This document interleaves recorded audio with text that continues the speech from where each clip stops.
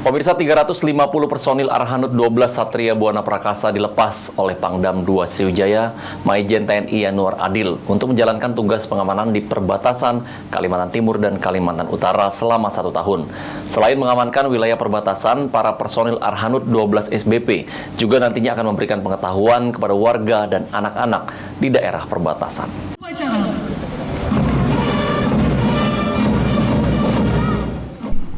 Dipimpin langsung oleh Pangdam II Sriwijaya, 350 personil Arhanud Satria Buana Prakasa dilepas guna menjalani tugas pengamanan di wilayah perbatasan Kalimantan Timur dan Kalimantan Utara selama 1 tahun. Selain melakukan pengamanan, 350 personil 12 SBP juga akan melakukan pembinaan dan juga memberikan pengetahuan kepada sejumlah warga dan anak-anak yang berada di wilayah perbatasan.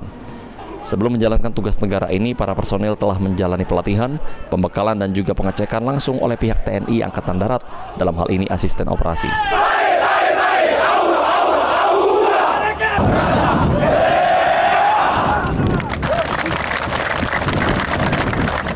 Kemudian pembekalan tentang tugas operasi di sana.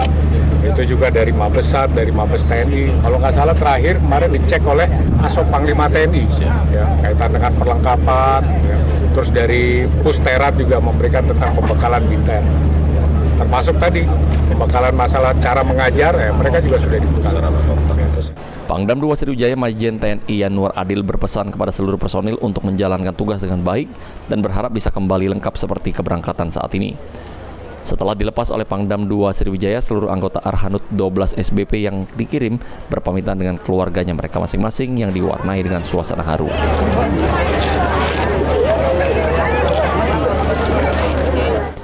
Firman Hidayat, PAL TV.